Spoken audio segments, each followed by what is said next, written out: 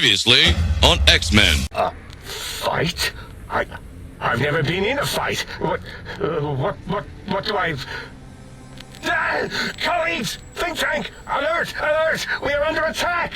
Think tank!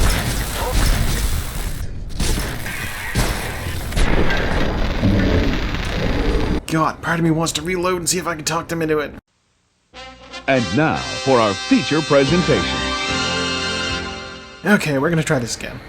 The lobotomite return.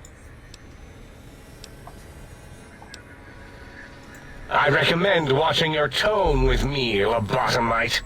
Now, your brain. And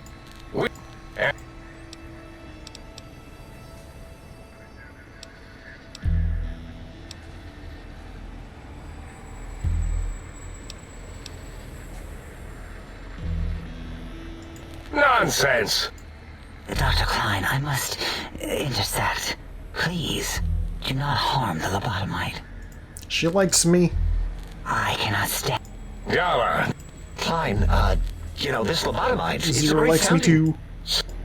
You know what? And the slash. The lobotomite. You know what? How dare you?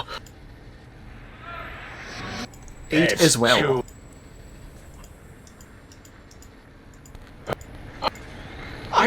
This lobotomite doesn't... And the...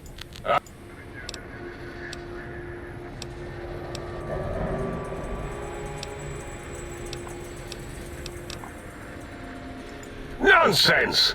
The mathematics of this situation are on our side, lobotomite. I believe... No, wait. Carry the 2, then... If this were a democracy, I would be concerned. We are too scientific for that. So just surrender.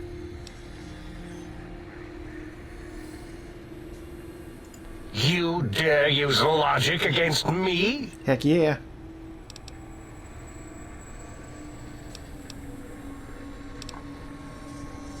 That's no deal at all. There's a whole world beyond the crater, filled with ideas and possibilities.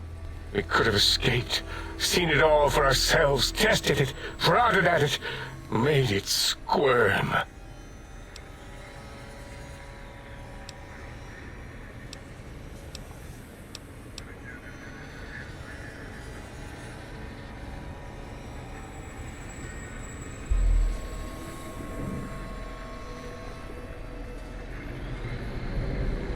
For you?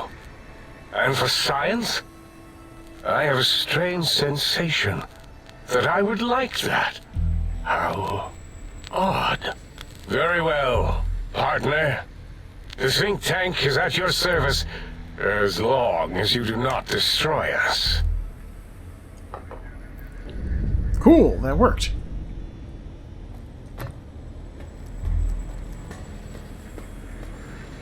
Thank you for what you have done. The helping, that is. We like that. I feel an odd emotion. Platitude? Attitude? No, wait. Gratitude. That's it. Oh, yes, the last visitor. Well, the one just before you. Had an interesting name from some language that's almost impossible to speak. What did we speak about? Melancholy fellow. Had questions about history, but our conversation got interrupted. Twice, I believe. Once when the trains got derailed, and then a second time. Oddly enough, now that I'm accessing my databanks, I don't recall what the second time was. Mobius's incessant transmissions keep distracting me. Also, we didn't brain scrub the visitor. He may have left with some knowledge he shouldn't have. I believe, maybe. Oh well, I'm sure it's of no consequence. I don't make many mistakes in calculation or perception, so probability favors me. Ask Boros. Mobius was involved in their construction, if I recall. But he's such a hack, he probably was reading off Boros' notes and schematics. Alright, well, I guess I could go get my brain put back in?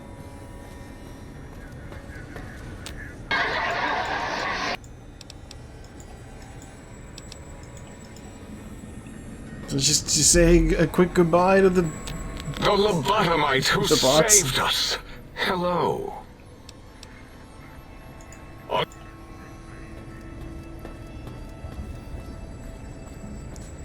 Yeah, I never told them that I destroyed Mobius, so... The teddy bear lobotomite returns. My teddy bear. How can I assist in relieving your curiosity?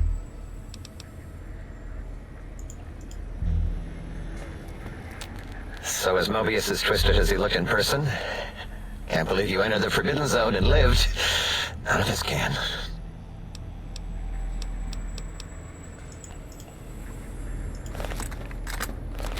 Yeah, okay, well... Alright, well, that's... I did that. Go to the sink As and, it had been in oh. the years before the Great War, Big Mountain, the Big Empty, became home to one of the brightest minds of the 23rd century. The Courier watched over the Big Empty for years to come, caring for it and keeping its discoveries safe until they were needed to help others. Which had always been Big Mountain's purpose. Past the laboratories and science, it had always been intended as a place to build the future of all mankind. The Sync Central Intelligence Unit was impressed by the amount of exploration the Courier had undertaken. Facilities believed lost, destroyed, or ones that had simply gotten up and walked to new locations had been rediscovered by its intrepid new master.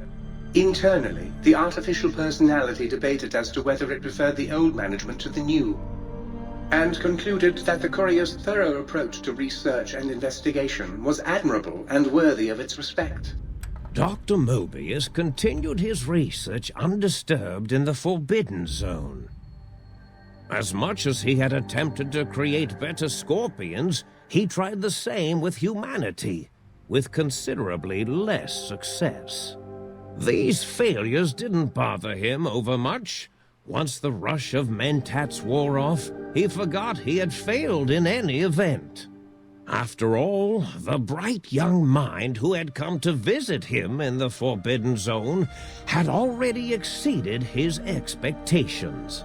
The Sync atop the dome bustled with the voices of a small town, constantly chirping, arguing, and snarling at each other. Still, this all happened productively in the interests of its new owner. The Sync Central Intelligence Unit discovered, despite its inversion code, it was comforted by the sense of community the other personalities gave it. The Biological Research Station, obsessed with seeding everything in sight, requested a transfer to the X-22 Botanical Garden, so that it might, in its own words, sensually fertilize the garden's smooth contours. The garden sent back a polite refusal, saying it had prior commitments with a vault it had helped infect before the war. The book chute continued to devour all seditious materials until it nearly choked on a paperclip. It adamantly maintained it was a Chinese paperclip, and the whole thing had been an elaborately orchestrated assassination attempt. Whatever the reason, it slowed down for a while, carefully appraising each document and clipboard that came to it. The light switches continued to bicker and flicker. This persisted until the day someone dropped a flashlight in the sink, and the two of them united in their hatred of the Showboat. One of them eventually transferred to the Lightwave Dynamics plant, and began a long, unrequited affair with one of the holograms. The Sync continued to ruthlessly scrub any particulate matter that came near it. Eventually, it gained access to the magnetohydraulics plant and nearly flooded all the Big Empty in an attempt to scrub the crater clean. Once it learned of the innovative toxins plant, however, it gained new purpose.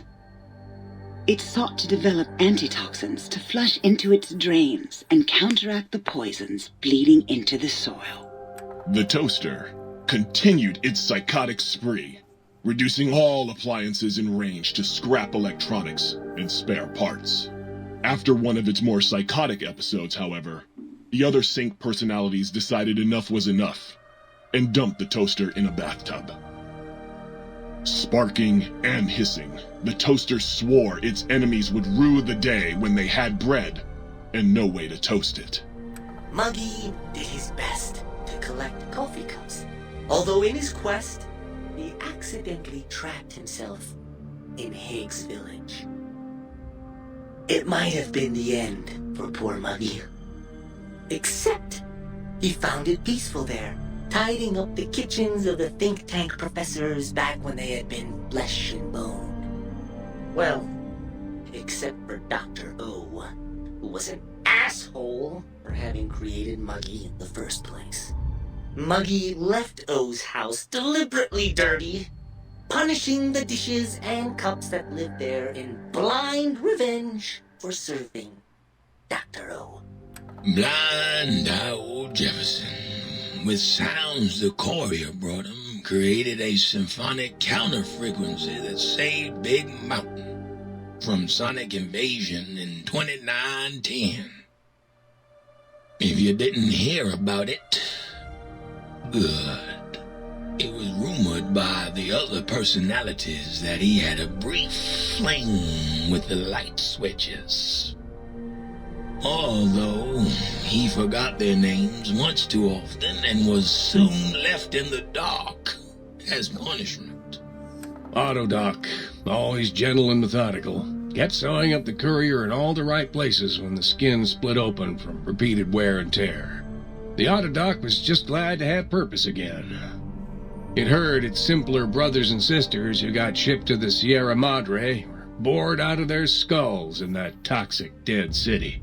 In time, the Autodoc found a way to deactivate the Y-17 trauma harnesses, releasing the corpses they had held prisoner for almost 200 years. As the courier ran through the X-8 facility multiple times, the computers analyzed the test subject's movements. Rather than performing a superficial observation, they realized the subject barely knew what communism was, or even what a high school was. This confused them for a time, until the facility finally realized that its research had succeeded. So it let its cyber dogs out into the wastes to help protect small communities from physical aggression rather than communist propaganda. The infiltration program in X-13 felt spent, having repeatedly upgraded the stealth suit until it could upgrade it no more. It felt warm, fulfilled, and a bit sluggish. It realized not long after, the stealth suit had left it, without so much as a note on the nightstand. So the infiltration program sent out robo-brains into the wastes, looking for its wayward technology. It eventually found Repcon HQ and set up a new research center, testing and murdering fiends who kept breaking into the facility. The courier, organs intact, continued onwards, a little less heavy of step, but with all the organs in the right places, as they should be. After all, brains can develop a life of their own when left to their own thoughts, and the courier's brain was more clever than most. Dr. Klein and the think tank remained alive, unaware of the world outside. They looped through their daily routine, none the wiser about the world beyond, although perhaps wiser was the wrong word. The world outside belonged to the courier, and if anyone would shape it, well, the courier had already called dibs. There is an expression in the wasteland, old world blues. It refers to those so obsessed with the past they can't see the present, much less the future, for what it is. They stare into the what was, eyes like pilot lights, guttering and spent, as the realities of their world continue on around them. Science is a long, steady progression into the future. What may seem a sudden event often isn't felt for years, even centuries to come. In the times following the Second Battle of Hoover Dam, however, Old World Blues took on a new meaning. Where once it was viewed as a form of sadness, nostalgia, it became an expression describing the potential for the future. it can be easy to see science as evil, technology unchecked as the source of all ills, all misfortunes. With the courier at the helm, science became a beacon for the future. There was old world blues, and new world hope. And hope ruled the day at Big Mountain. We could say more, but the stories in the Big Empty speak for themselves. Now armed with the transportal ponder, the courier could return to the dome at any time and crack open the secrets of the Big Empty one by one. Oh cool, I can come back. Vigilant, waiting for its master to return, shoes covered in Mojave dust. Only one road yet remained, and it was one the courier had to walk alone.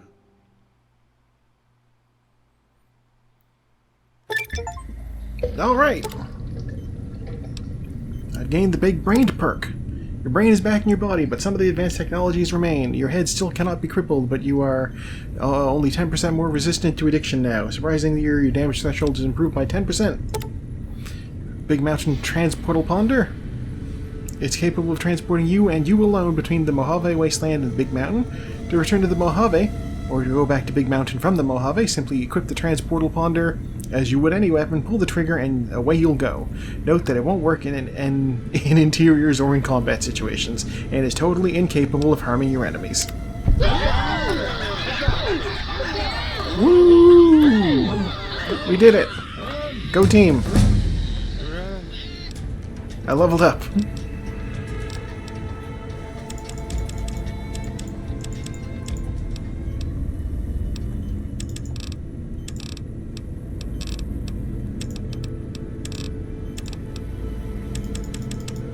God, I'm gonna like...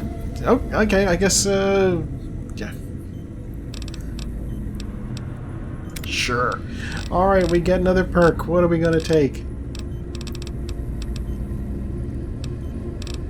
I didn't expect that.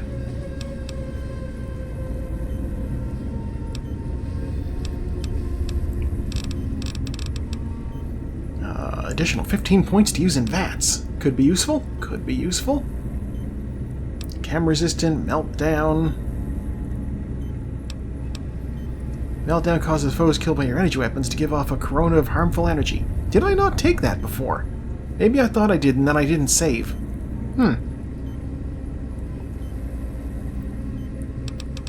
And this is the thing, is my Gauss rifle should count as an energy weapon, but I don't know that it does.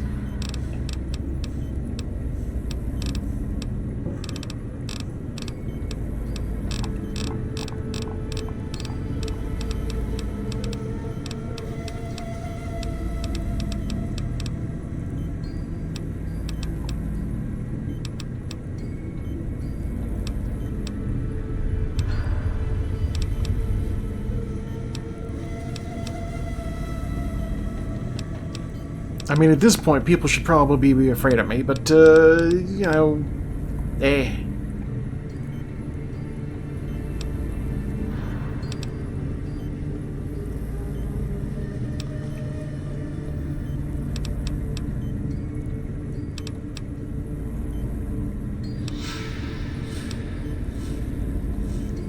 When using a rifle or similar two-handed weapon.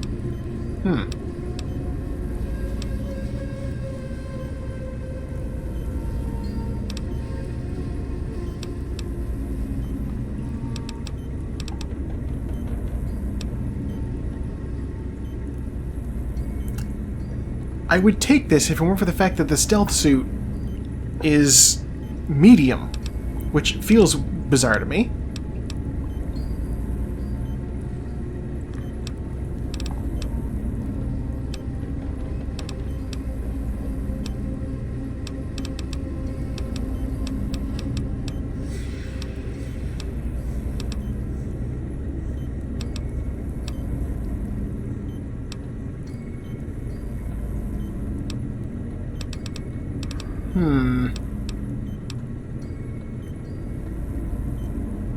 Well, significantly increased sounds good.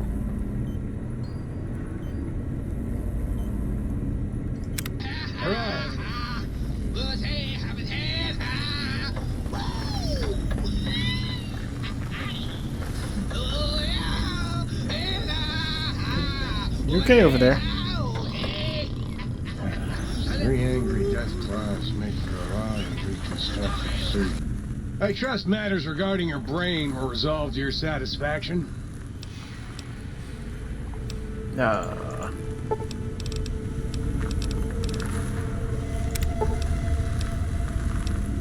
Oh, okay. Yeah, it's back in. Alright. So I have,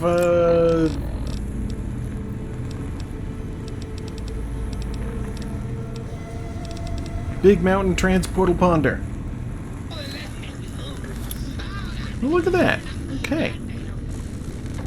Alright, Jukebox, you done, right? Okay. I'm gonna save.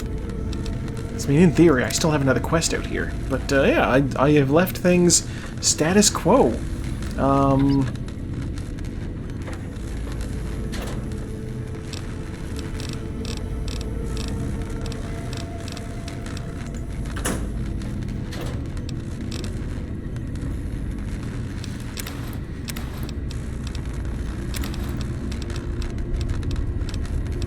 Just grab some things.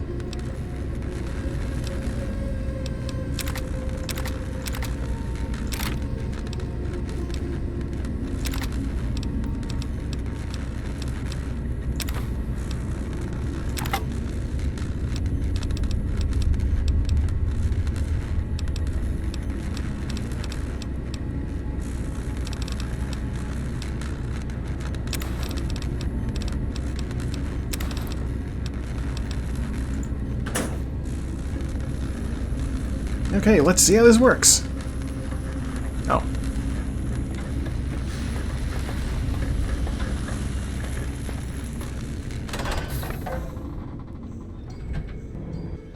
Alright, let's see how this works. Where does it send me?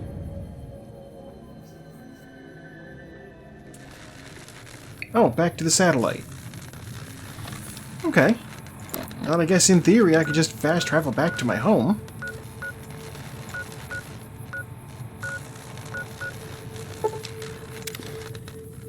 And, yeah, okay. The ability to fast travel means that I could just go get all of my shit from Big Mountain. Maybe I'll do that. I don't know. Something to do off camera.